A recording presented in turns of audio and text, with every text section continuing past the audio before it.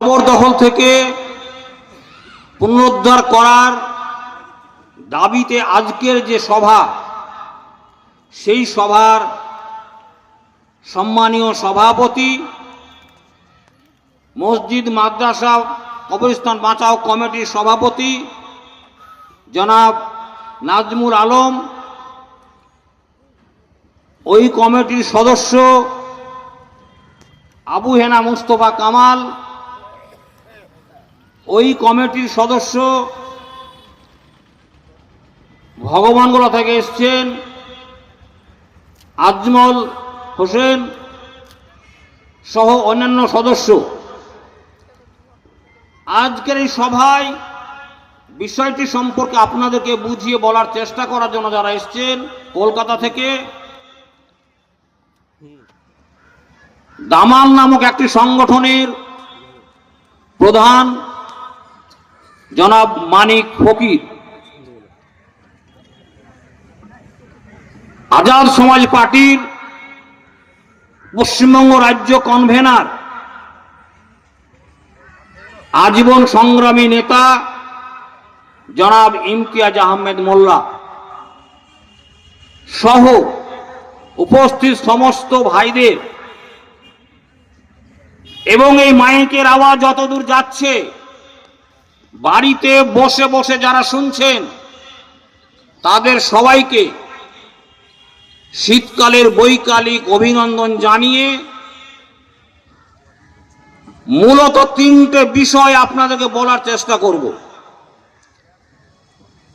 প্রথম যেটা বলার চেষ্টা করছি, আজকে গোটা দেশে যা যা ঘটছে, মসজিদ মাদ্রাসা কবরস্থানকে দখল করা, কোথাও মসজিদ মাদ্রাসা কবরস্থানকে বুলডোজার দিয়ে ভেঙে দেওয়া, কোথাও পুরাতন ঐতিহাসিক সৌধকে ভেঙে দেওয়া, বাঙালি নামের যে কোনো শ্রমিককে বাংলার বাইরে পিটিয়ে পিটিয়ে হত্যা করা, বাংলার বাইরে অনেক মসজিদকে তার জন্মলগ্নে মন্দির ভেঙে তৈরি করা হয়েছিল বলে দখল করার প্রচেষ্টা, দেশের সম্পদকে বিক্রি করে দিয়ে বিদেশে পাচার করা, এবং কোন মানুষ কি খাবে কি খাবে না, কোন মানুষ কি পোশাক পরবেন কি পোশাক পরবেন না, এই সমস্ত বিষয় গোটা দেশে যা ঘটছে, সেই সাথে সাথে একটা আধুনিক রাষ্ট্রের জনসাধারণের মৌলিক যে সমস্যা, খাদ্য, বাসস্থান, চিকিৎসা, শিক্ষা, নিরাপত্তা, এই সমস্ত জিনিসগুলো আজকে মানুষের কাছ থেকে হারিয়ে যাচ্ছে। আজকে শিক্ষা ব্যবস্থা পরিকল্পিতভাবে ঠান্ডা মাথায় ষড়যন্ত্র করে ধ্বংস করা হচ্ছে, যাতে করে আর কয়েক বছরের মধ্যে পুরো শিক্ষা ব্যবস্থাটা ধ্বংস হয়ে যায়, পাশাপাশি পুরো শিক্ষা ব্যবস্থা বেসরকারীকরণ হয়ে যায়। দেশের যারা পুঁজিপতি, শিল্পপতি, কর্পোরেট সংস্থা, আদানি আম্বানিরা গোটা দেশে শিক্ষা ব্যবসা করতে পারে তার চেষ্টা চলছে। একইভাবে খেলা চলছে স্বাস্থ্যকে নিয়ে। এই সমস্ত যা যা ঘটছে, কোনোটাই বিচ্ছিন্ন ঘটনা নয়, আলাদা কোনো ঘটনা নয়, কাকতালীয়ভাবে কোনো ঘটনা নয়, সবটাই হচ্ছে এদেশে হিন্দুত্ববাদী ফ্যাসিস্ট শক্তি আরএসএস এবং তার শাখা প্রশাখা, সংঘ পরিবারের সমস্ত সংগঠন, তাদের রাজনৈতিক শাখা বিজেপির একটা মহাপরিকল্পনার একটা অংশ। সেই মহাপরিকল্পনাটা হচ্ছে এই, যে দেশের বর্তমান ব্যবস্থাকে ভেঙে দিয়ে এই দেশের সংবিধানকে ধ্বংস করে এই দেশের গণতন্ত্র, ধর্মনিরপেক্ষতা, এদেশের সাম্প্রদায়িক সম্প্রীতি, এদেশের ইতিহাস ঐতিহ্যকে ধ্বংস করে দিয়ে হিন্দু রাষ্ট্র তৈরি করা, সে হিন্দু রাষ্ট্র তৈরি করার যে মহাপরিকল্পনা, সেই পরিকল্পনার এক একটা পার্ট, এক একটা অংশ, এক একটা ক্ষুদ্র সংস্করণ, এক একটা স্টেপ, এক একটা মাইলস্টোন। বন্ধুগণ, এই জায়গাটা বোঝার পরেই বুঝতে হবে যে পশ্চিম বাংলায় কেন এইসব ঘটনা ঘটছে। একটা সরকারের অধীনে, সরকারের কোথাও প্রচ্ছন্ন, কোথাও পরোক্ষ মদতে। এই হিন্দু রাষ্ট্র পরিকল্পনার যে অংশ, তার একটা প্রধান কাজ বা কর্মসূচি, হিন্দু রাষ্ট্র প্রতিষ্ঠিত হলে এই রাজ্যে, এই দেশে যাদের যাদের নাগরিক অধিকার থাকবে না, তাদের মধ্যে অন্যতম হচ্ছে মুসলমানেরা। অর্থাৎ হিন্দু রাষ্ট্র প্রতিষ্ঠা হলে হিন্দু রাষ্ট্রে মুসলমানদের নাগরিক অধিকার থাকবে না, তারা হবে দ্বিতীয় শ্রেণীর নাগরিক। সেই লক্ষ্যে একটু একটু করে এগোচ্ছে, চতুর্দিক থেকে ঘেরে সাজাচ্ছে, যাতে কোনো দিক দিয়ে পালানোর কোনো রাস্তা না থাকে। এবং সেই যে পরিকল্পনা, তারই একটা অংশ হচ্ছে মুসলমানদের কাছ থেকে মসজিদ, মাদ্রাসা, কবরস্থান কেড়ে নাও। সেই কেড়ে নেওয়ার যে একটা পরিকল্পনা, একটা সিলেবাস, যে সিলেবাসের প্রথম পদক্ষেপটা হচ্ছে যে এই মসজিদ, মাদ্রাসা, কবরস্থানগুলোকে 1 নম্বর খতিয়ানে নিয়ে যাওয়া। মুসলমানদেরকে দ্বিতীয় পদক্ষেপ হচ্ছে দ্বিতীয় শ্রেণীর নাগরিক করার। দ্বিতীয় পদক্ষেপ হচ্ছে এই দেশে ইউনিফর্ম সিভিল কোড, অভিন্ন দেওয়ানি আইন বা অভিন্ন দেওয়ানি বিধি চালু করা। একদিকে অভিন্ন দেওয়ানি বিধি চালু করে এই দেশের সমস্ত মানুষের জন্য মৃত্যুর পরে সৎ কাজ করার একই আইন করবে, আর পাশাপাশি মসজিদ, মাদ্রাসা, কবরস্থান কেড়ে নিচ্ছে। অর্থাৎ দাঁড়াচ্ছে ভবিষ্যতে কি হবে, হিন্দু রাষ্ট্র প্রতিষ্ঠা হওয়ার পর মুসলমানদেরকে মৃত্যুর পরে আর কবর দেওয়া যাবে না, তাদেরকে শ্মশানে পোড়ানো হবে। এই শ্মশানে পোড়ানোর যে সিলেবাস, সেই দুই দিক থেকে আক্রমণ করছে। একদিকে অভিন্ন দেওয়ানি আইন চালু করার প্রক্রিয়া, আর একদিকে মসজিদ, মাদ্রাসা, কবরস্থান দখল করা। বন্ধুগণ,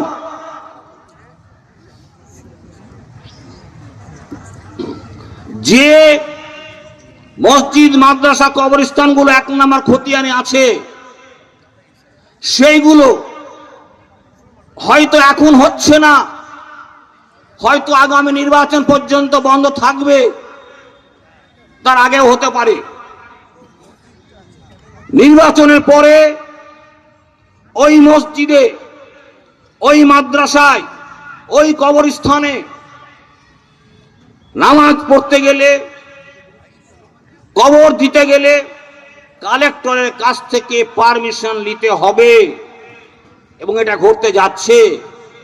ফলে গুরুত্বটা বুঝুন যে জায়গা আপনার ওয়াকফ সম্পত্তি, জায়গা আমার নামে ছিল, আমাদের সম্পত্তি, মুসলিম সমাজের সম্পত্তি, সেটাকে 1 নম্বরে করে নিয়েছে সরকার। হয়তো এখন হস্তক্ষেপ করছে না, যে কোনো মুহূর্তে বলবে এই মসজিদে নামাজ পড়তে গেলে তোমাকে কালেক্টরের পারমিশন নিতে হবে। এই ঘটনা ঘটছে, এই রাজ্যের অন্যান্য রাজ্যে শুরু হয়েছে। হয়তো এই কবরস্থানে কবর দেওয়া আজকে বুঝি বলছে না, আগামী দিনে যে কোনো সময় বলবে এই কবরস্থানে কবর দিতে গেলে তোমাকে কালেক্টরের কাছ থেকে, ডিএম এর কাছ থেকে, জেলা শাসকের কাছ থেকে অনুমতি নিতে হবে। এরকম একটা জায়গায় দাঁড়িয়ে আছে। আমাদের রাজ্যের বিদ্যুৎ দপ্তরের প্রতিমন্ত্রী, ভুল বলে থাকলে ক্ষমা করবেন, আমি বিনীতভাবে ক্ষমা চাইছি। উনি প্রতিমন্ত্রী না ক্যাবিনেট মন্ত্রী, ঠিক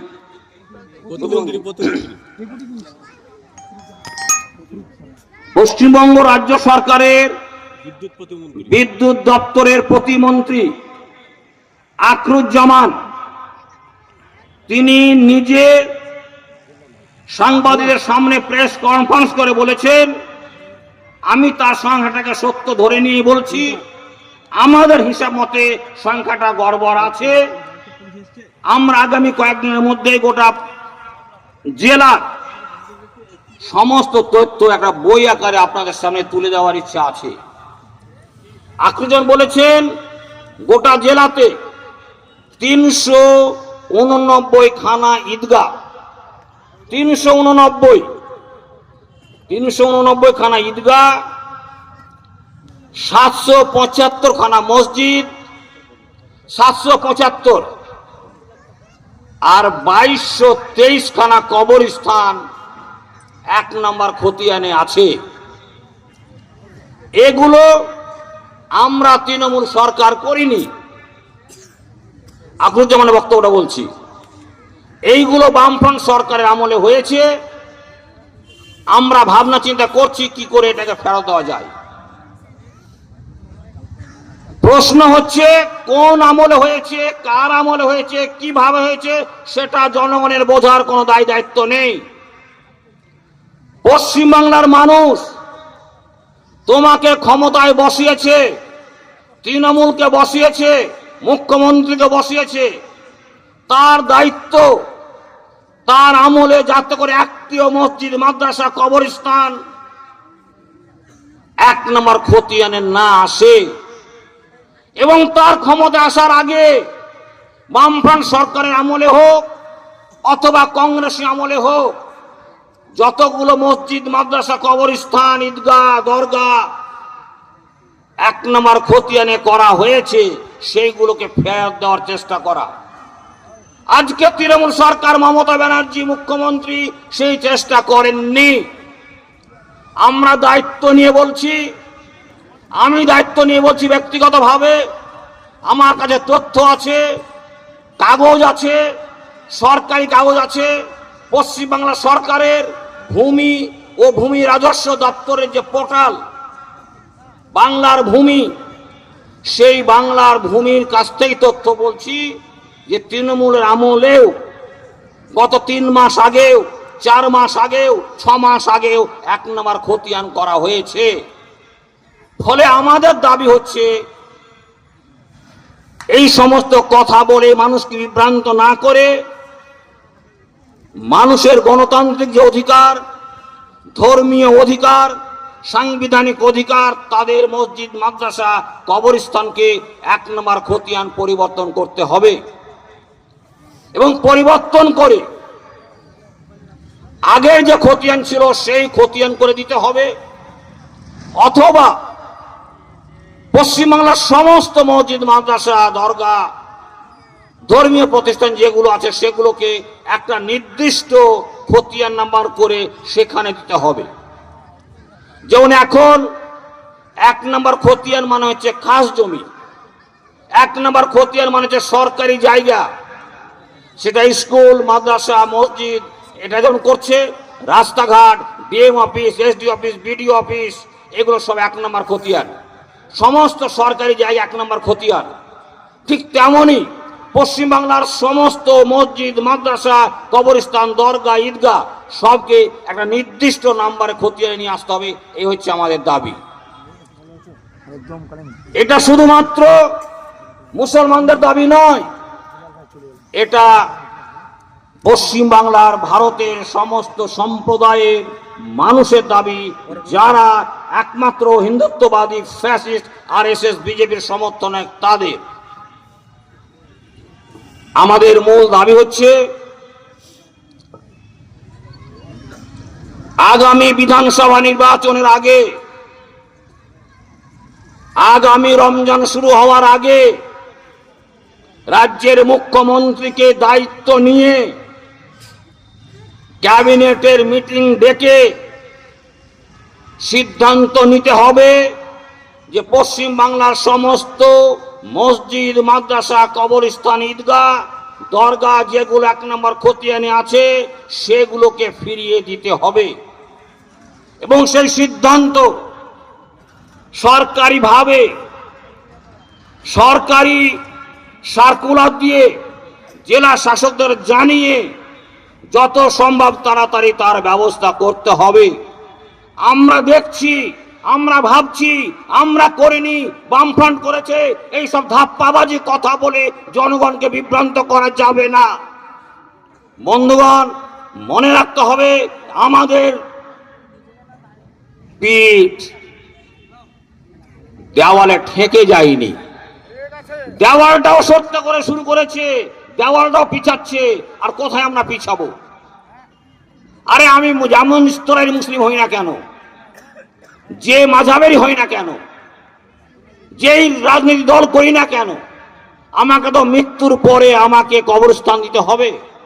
আমি জুমার নামাজটা পড়ার জন্য মসজিদে যাই, আমার ছেলে মেয়েকে পড়ার জন্য মাদ্রাসা পাঠাই, সেগুলো যদি বন্ধ হয়ে যায় তো আমি গরু ছাগলের মতো মুসলিম থেকে আমার লাভ কি?